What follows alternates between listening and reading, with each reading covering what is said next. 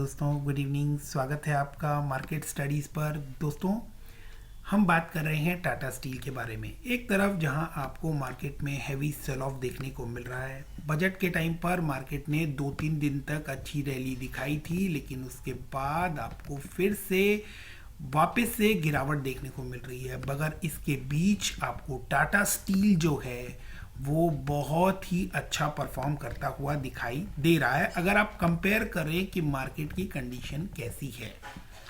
तो ऐसे में टाटा स्टील को लेकर आगे किस तरह के कयास लगाए जा रहे हैं, क्या टारगेट्स निकल कर आ रहे हैं रेटिंग एजेंसी के द्वारा, क्या रीजंस है उन टारगेट का और कोई बेस है या नहीं है।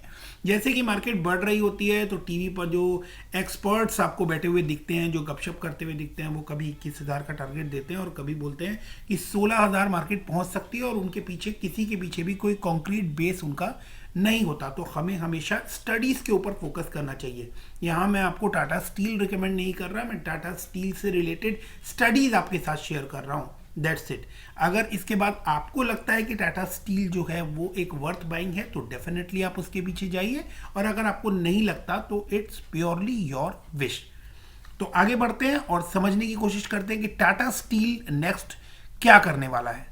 तो लास्ट वीडियो जो मैंने बनाया था उसमें मैंने आप लोगों को बताया कि नीलांचल इस्पात निगम लिमिटेड को टाटा ने 12,100 करोड़ में एक्वायर कर लिया। इसको लेकर रेटिंग एजेंसी मूडी ने क्या बयान दिया है वो मैं आप लोगों को बताता हूं। Rating agency Moody's investor service on Monday said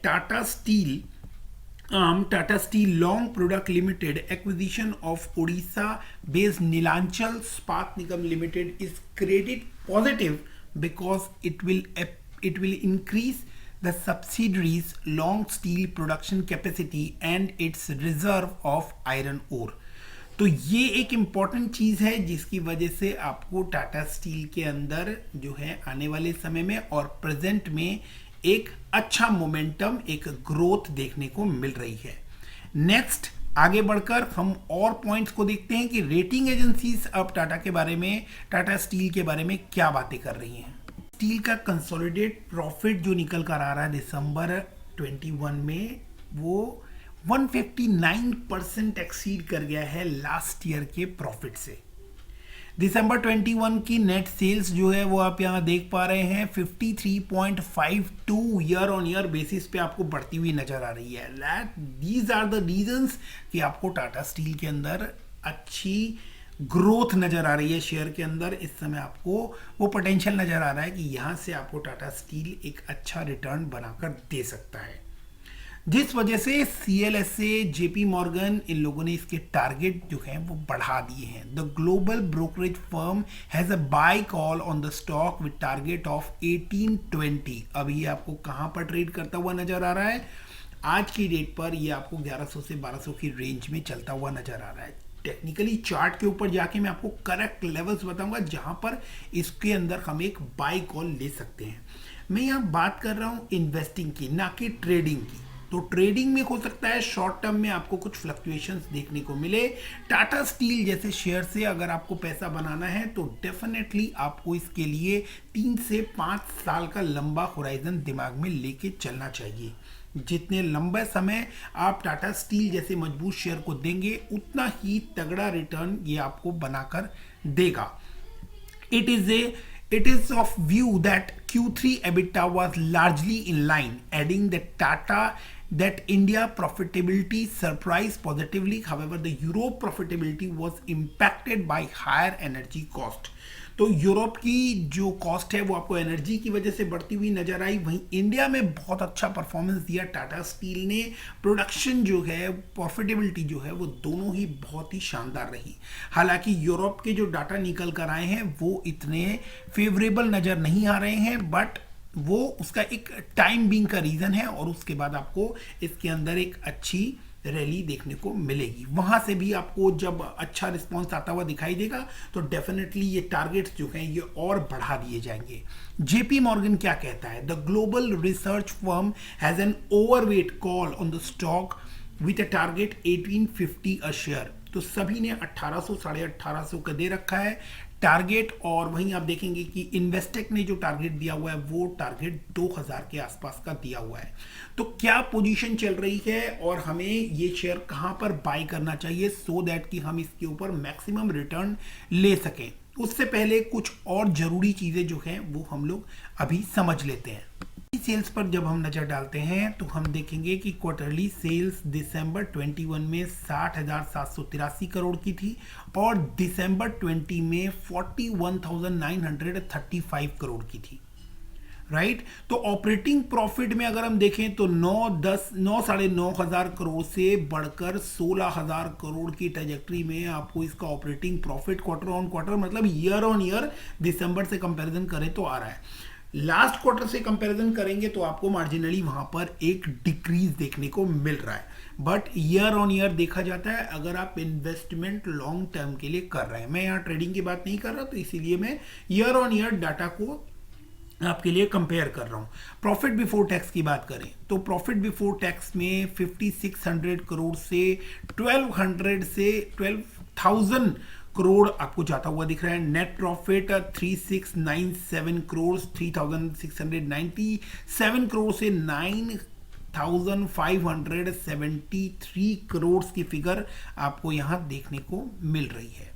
तो एक अच्छी परफॉर्मेंस, ईयर ऑन ईयर शानदार परफॉर्मेंस यहां पे देखने को मिल रही है और जिसका इम्पैक्ट आपको इसके शेयर प्राइस के ऊपर ग्रोथ के तौर पर आता हुआ नजर आ रहा है, और वो भी उस टाइम पर आता हुआ नजर आ रहा है जिस समय पूरी मार्केट में आपको भयंकर सेल ऑफ देखने के लिए मिल रहा है। तो गिने चुने शेयर्स हैं जो इस समय मजबूती से खड़े हैं और आगे बढ़ते हुए नजर आ रहे हैं। उसमें से टाटा स्टील जो है वो आपको एक शेयर, बड़ा शेयर जो है वो आपको यहां पर देखने को मिलेगा।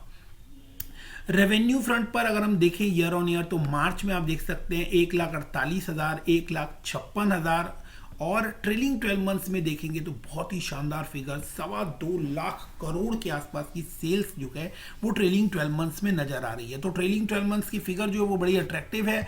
वैसे भी अगर आप देखेंगे तो मार्च 21 की जो फिगर है उसको भी अगर हम देखें तो आप देखेंगे 13,844 करोड़ का प्रॉफिट लास्ट ईयर था, और इस बार जो मार्च 22 में जो प्रॉफिट निकल कर आने वाला है वो बड़ा ही शानदार होने वाला है, जिसका अंदाज आप यहाँ से लगा सकते हैं। नेट प्रॉफिट आप देखेंगे तो लास्ट ईयर 7,490 करोड़ का था, जो कि इस साल आपको यहां 37,000 करोड़ की फिगर देखकर अंदाज लग जाएगा, क्योंकि अभी इसमें टैक्स की एडजस्टमेंट्स होना बाकी है।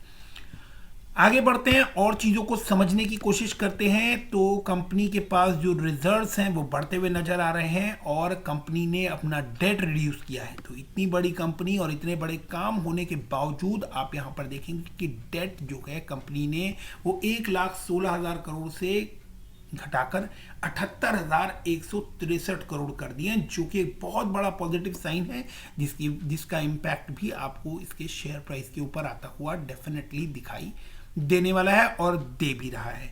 प्रमोटर्स जो शेयर होल्डिंग पैटर्न की बात करें तो वहां पर आप देखेंगे कि कुछ प्रमोटर्स ने अपने सेल जो हैं शेयर जो हैं वो सेल ऑफ किए हैं, यानी टाटा सन्स ने इसके जो शेयर हैं वो मार्जिनली यहां पर सेल ऑफ करती हुई दिखाई दी है। तो एफआईआईज की कुछ सेलिंग आपको यहां पर 22% से वापस 21% की ओर जाती हुई दिखाई दे रही है।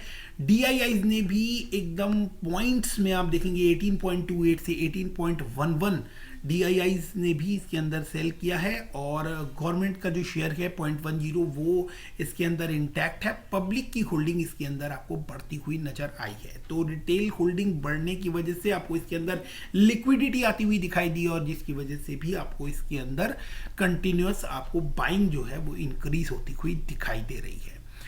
आगे बढ़ते हैं और चीजों को समझने की कोशिश करते हैं और चार्ट के ऊपर चलते हैं और इसके बारे में कुछ इंपॉर्टेंट लेवल में आप लोगों से डिस्कस करता हूं।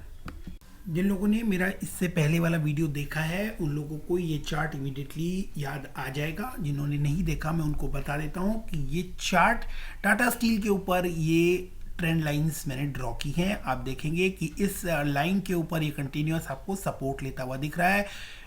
अप्रॉक्सीमेटली अगर हम देखें तो शायद ये 5वीं बार है जब इसने इस लाइन के आसपास सपोर्ट लिया है, और यहाँ से ये एक डिक्लाइनिंग ट्रेंड, ये रेजिस्टेंस लाइन जो आप देख रहे हैं, ये यहाँ इसके ऊपर इसने 1 2 3 4 5 और ये 6वीं बार यहाँ पर ये ट्राई कर रहा था अप्रोक्सीमेट इसको ब्रेक करने की, और इसने यहाँ स्लाइटली आज इसके ऊपर एक ब्रेकआउट भी दे दिया है। तो अगर ये इस लाइन इस ब्रेकआउट के ऊपर सस्टेन कर जाता है तो नेक्स्ट जो रेजिस्टेंस लेवल एक बनता हुआ दिखाई दे रहा है वो 1270 1265 70 के रेंज के आसपास आपको ये थोड़ा फंसता हुआ नजर आएगा। और अगर वहां से ये निकलने में कामयाब होता है, यानी 1220 का लेवल जो है उससे निकलकर 30-40 रुपए 45 रुपए अगर ये अपसाइड और पकड़ता है तो उसके बाद इसके अंदर एक अच्छी मोमेंटम आपको देखने को मिलने वाली है और उसके बाद एक शानदार रिटर्न भी आपको देखने को मिलने वाला है। तो डाउन साइड जो है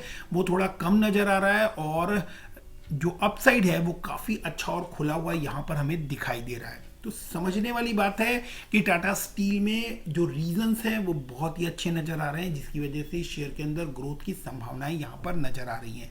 और इसके साथ साथ ही ये शेयर जो है ये टेक्निकली भी एक ब्रेकआउट देता हुआ यहां पर दिखाई दे रहा है, जिसके बाद इसके अंदर एक मोमेंटम बनने की पूरी संभावनाएं बन रही है। ऐसा जरूरी नहीं है कि इमीडिएटली बेसिस पर आपको इसके अंदर एक बड़ी रैली आती हुई दिखाई दे, क्योंकि मार्केट में जिस तरह की कंडीशन, जिस तरह का सेल ऑफ रेगुलर बेसिस पे आपको आता हुआ दिखाई दे रहा है, कोई सर्टेनिटी जरा सी भी नहीं है। वैसे मार्केट में कभी सर्टेनिटी होती भी नहीं है, मार्केट कभी भी किसी भी समय कैसा भी रिएक्ट कर सकती है। तो हमें अपनी स्टडीज या फंडामेंटल्स जो हैं उसके ऊपर ही ध्यान देना चाहिए, अपनी चार्ट के ऊपर जो स्टडीज करते हैं उसी के ऊपर फोकस रखना चाहिए, अच्छी कंपनीज के ऊपर ही फोकस रखना चाहिए, ना कि बाजार कब बढ़ रहा है और कब घट रहा है। क्योंकि जो अच्छे शेयर हैं वो गिरते हुए बाजार के अंदर भी आपको अच्छा रिटर्न बनाकर दे सकते हैं। टाटा स्टील उसका सबसे अच्छा एग्जांपल हमारे सामने है इसी समय। तो टाटा स्टील के बारे में और कुछ चीजें जो हैं वो भी हम लोग समझ लेते हैं कि टाटा स्टील जो है उसको ऑसिलेटर्स जो होते हैं वो क्या इंडिकेट कर रहे हैं। तो आप देखेंगे कि ऑसिलेटर्स जो है वो इसको बाय इंडिकेट कर रहे हैं। 14 ऑसिलेटर्स देखेंगे बाय, 10 न्यूट्रल और 2 सेल के लिए बोल रहे हैं। तो ओवरऑल ये एक बाय रिकमेंडेड प्रोडक्ट है। आप यहाँ पर देखेंगे कि मूविंग एवरेजेस जो है उसके अकॉर्डिंग 13 मूविंग एवरेजेस इसको बाय इंडिकेट कर चल रही है, 1 न्यूट्रल और 1 सेल करने के लिए बोल रही है। वहीं आप देखेंगे कि ऑसिलेटर्स जो हैं वहां पर आपको 9 न्यूट्रल, 1 बाय और 1 सेल रिकमेंड करके चल रहे हैं। मूविंग एवरेजेस देखेंगे तो मोस्टली आपको एक्सपोनेंशियल मूविंग एवरेज जो होता है 10 days, 20 days, simple moving average, exponential moving average, वो सभी तकरीबन इसको बाय इंडिकेट कर चलने को बोल रहे हैं। तो डेफिनेटली ये शेयर जो है वो इस समय मिस करने की पोजीशन पर नहीं है। आप इसके अंदर मिनिमम रिस्क के साथ मैक्सिमम रिवॉर्ड जो है वो यहाँ आप ले सकते हैं। तो इसको आप बिल्कुल भी मिस मत कीजिएगा, अपनी स्टडीज जरूर कंप्लीट कीजिए और अगर आपको ये एक वर्थ बाइंग लगती है तभी आप इसके अंदर अपनी इन्वेस्टमेंट कीजिएगा। So guys, thanks for watching, keep investing, stay safe, thank you, bye bye. Video पसंद आया हो तो वीडियो को लाइक, शेयर एंड सब्सक्राइब करना ना भूलें। Thank you very much.